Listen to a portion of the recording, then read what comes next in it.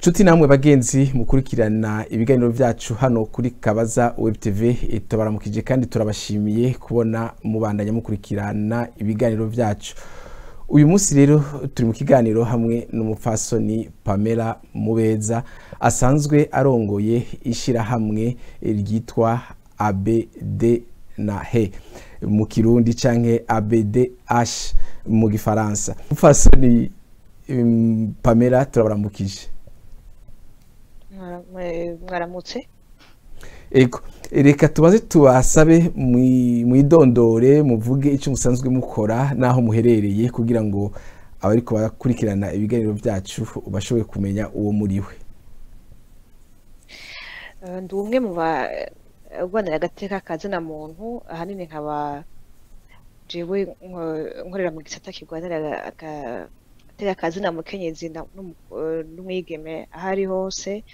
Ubundi mu gihugu ca Canada nkaba ndiko niga ivyiga bijanye n'amatati, étude des conflits mu Gifaransa. Ego cyane murakoze. Musanzwe murongoye ishira hamwe gitwa Abdh.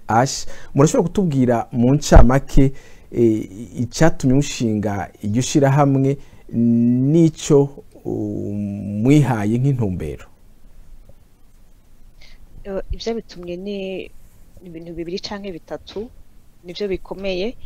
Murazi imisi tumaze nko mu Burundi, murazi ko kubera intorekazi hamaze igihe, abantu bamaze gupfa ukuntu bangana, murazi abantu impunzi uko zingana. Mu mpunzi naje ndimwo n'umuryango wanje urimwo. Hariho abarundi ibihumbi n'ibihumbi bari hanze y'igihugu, hariho abarundi benshi cane bari mu busho bafunzwe, hariho abahohotewe. Ico ni kimwe. Hakaba no kuhande abantu canke inzego zisa nk'uko arizo ziba zateye amatati. Twebwe rero nk'ishira hamwe twishize hamwe nk'abantu barwanira Agateka ka Zina Muntu atarundi ruhande na rumwe begamiye, kubera izi ngwara igihugu kirimwo. Bamwe mu bitwa abarwanira Agateka ka Zina Muntu bafashe intumbero yo kwigenza nk'abegamiye ubutegetsi canke bakigenza nk'abegamiye abagwanya ubutegetsi.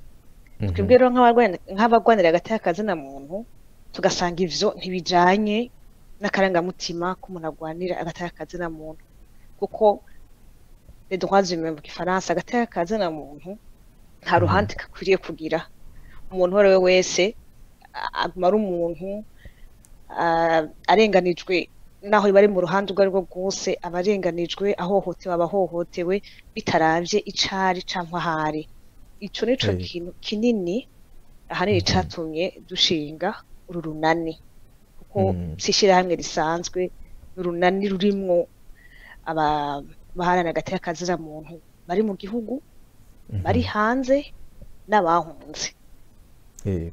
Ego umuntu agiye gusoma mu itangazo mwasohoye ku itariki 24 Nyakanga uyu mwaka nyine, nivyo muravuga yuko mugiye kugarura abo basa nuko bavuye mu gikorwa cabo cyo kugwanira Agateka ka Zina Muntu baja mu vya politike, haba ku ruhande rwa leta canke ku ruhande rw'abatavuga rumwe na leta. None mwebwe ivyo muvyumvira ko gute? Mwibaza ko mutazoshobora namwe gusanga mwatwawe mu ruhande rumwe?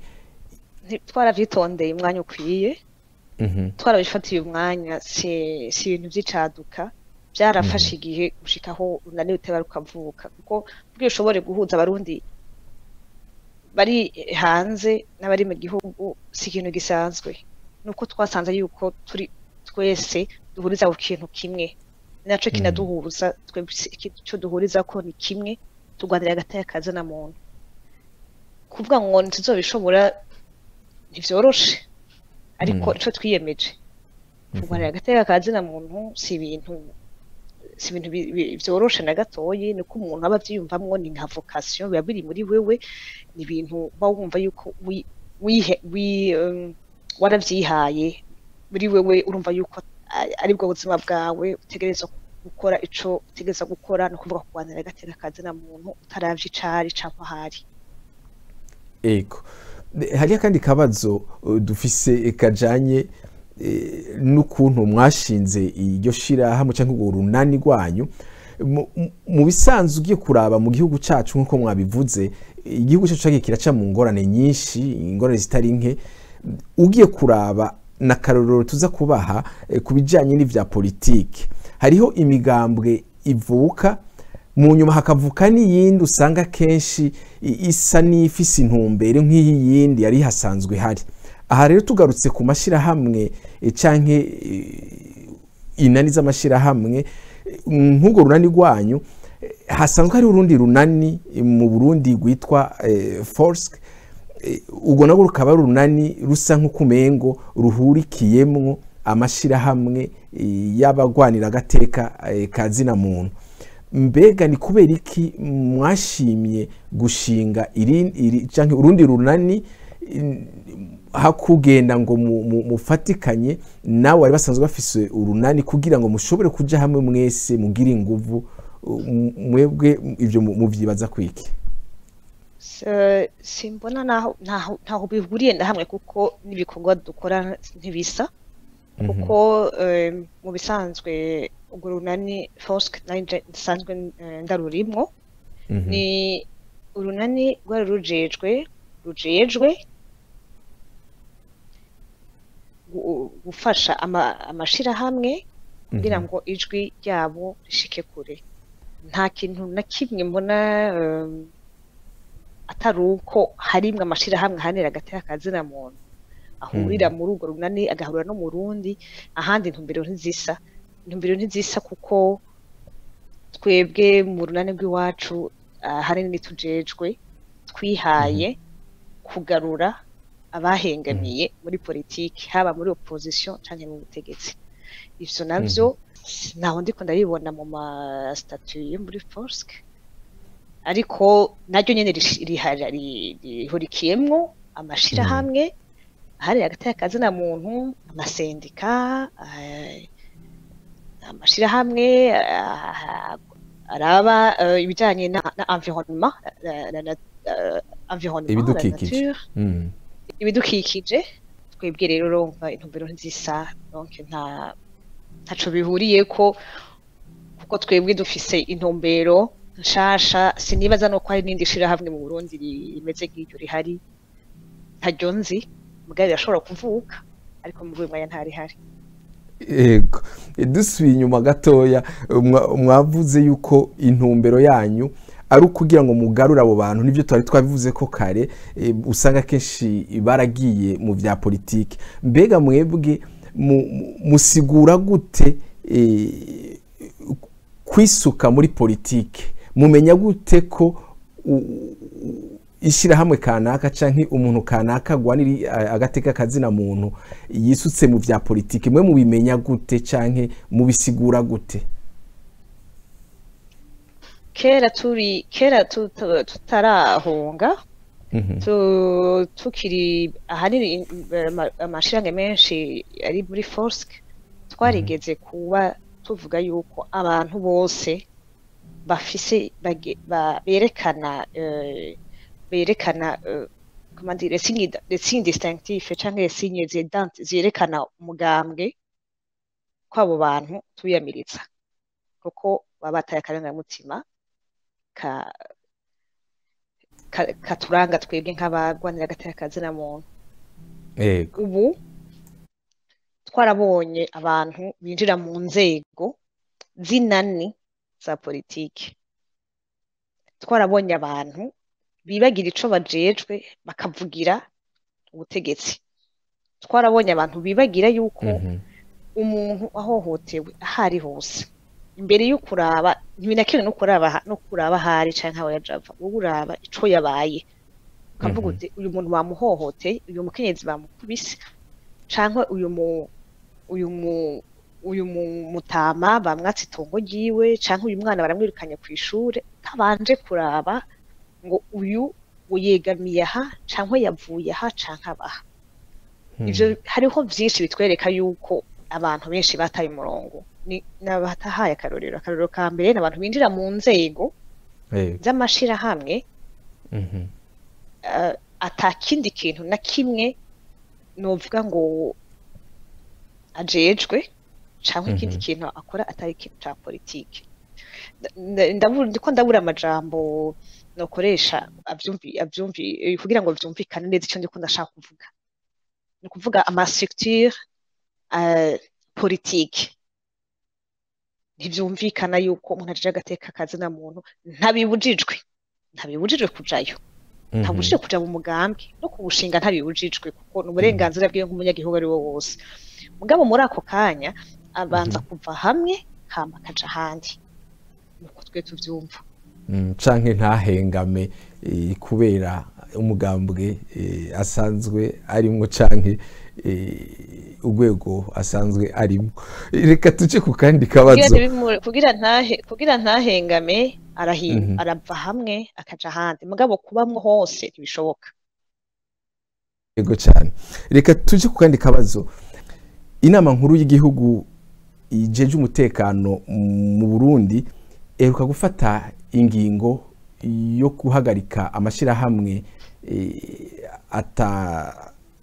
ategamiye ivya politike mu Burundi ku mezi 3 kugira ngo azosubire kubandanya inyuma yo mezi 3. Mwebwe iyo ngingo mwayifashe gute? Twebwe iyo ngingo yatubabaje cane nk'abaje Agateka kazina muntu, kuko aya mashirahamwe ahanini afasha abanyagihugu. Afasha abanyagihugu ni nkaho yo bakorera mu ngata ubutegetsi, kuko hari ivyo budashobora canke hariho budashobora gushika hose. Hama ayo mashirahamwe amwe nka Croix-Rouge nka Médecins Sans Frontières n'akarero nshatse gutanga gusa ni nyinshi cane, zikaza zikorera mu ngata ubutegetsi, hama zikaza zifasha umunyagihugu twebwe tuvugira, twebwe tugwanira ku gateka kiwe, kuko kuvugwa na gateka kazina muntu niyo tawe bikunze. Mugabo twe tukagwana yuko umunyagihugu ashobora kuvugwa, umunyagihugu ashobora gufungura, umunyagihugu ashobora kuja ku ishuri. Rero bahagaritse amashirahamwe yahora afasha uwo munyagihugu tuvugira, twebwe ibintu bibabaje cane. Twebwe tukavuga tuti niho duhagaze, ego bashatse gushiraho amategeko canke hariho ingingo bafashe vyoza buhoro buhoro, mugabo batabanje kunigira mu menshi wa munyagihugu muto yariko abifashirizwamwo. Bishoboka kuba bihari yuko yoba ari amashirahamwe adakwije amategeko, ntavyonzi ridakwije amategeko, ariko uca kuvyugara gihutihuti nk'uko twebwe tukabonye yuko ari ibintu bibabaje cane, kuko ni wa munyagihugu encore une fois asubiye kugwa mu mporero, mu ngorane za politike canke mu bibazo biba biri mu gihugu, kandi wewe ataruhara na bumwe ababifisemo. Ego ku Barundi basanzwe baharanira agateka kazina muntu canke amashirahamwe yigenga nayo nyene yitayeho agateka kazina muntu, byo kwipfuza gufatanya namwe, mbega boronka amakuru hehe kubijanye no kwiyandikisha canke n'amategeko yanyu ngenderwako kugira ngo bashobore kumenya nimba bashobora kwinjira canke badashobora kwiyandikisha murantunga muri urwo runani rwanyu? Urunani ruruguruye, imiryango iruguruye, ariko twebwe turashiraho ni kuvuga dushiraho nka barrière kugira ngo ntidahave dusubira muri za ngorane nyene. Ni kuvuga yuko umuntu ashaka kwinjira mu runani twarashize ku mbuga ngurukanabumenyi, hariho ama email, hariho site, hariho ama information yose bashaka, hariko amatelefone, ntibashobora kubura ingene baduhamagara canke badukontakta, ariko turashiraho ingufu cane yuko tudashaka yuko mu runani rw'iwacu haza abantu canke amashirahamwe yahengamye. Tuzoyakira mu gihe tuzoba twamaze gushobora kuyabogora yasubiye mu ntumbero yo kurwanira agateka ka zina muntu, kuko niyo umuntu yoba murazi ko hari abantu barwanira agateka kabafunzwe n'abantu bakoze amakosa barafashwe n'ubutungane bakaja mu gasho bagafungwa, ariko bari mu gasho baguma ari abantu baguma bafise uburenganzira, hariho uburenganzira baba bagifise, hariho agateka kaba kubahirizwa, nico gituma hariho amashirahamwe abavugira. Ntivyumvikana ari ingene ubu uzubona hariho umuntu agize ikibazo kanaka muga kuko atari muri uru ruhande rumwe rugaca ruvuga ngo uyu ari muri babandi, uru nabwo ngo ari muri babandi, ariko arahohoterwa ubuzima bwe, yapfuye, yakomerekejwe, yafunzwe canke yanyazwe utwiwe, muga bugaca umenga nta uko guhohoterwa nta valeur bifise, umenga nta cabaye, umenga yategerezwa kubiba kuko atari muri uru ruhande cyangwa ari muri uru. Ivyo nivyo tudashaka kandi ko bisubira kuba. Ego. Hanyuma uwabaza mbega mwoba ishirahamwe canke urunani rwanyu goba rwanditswe muri Canada canke rwanditswe mu Burundi canke goba rukorera hose? Urunani rurimwo amashirahamwe yemewe, ishirahamwe ryose ku munyagihugu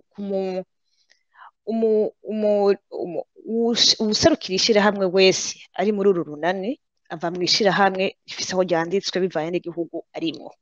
Nta shirahamwe na rimwe riri muri twebwe ridasanzwe ryemewe n'amategeko.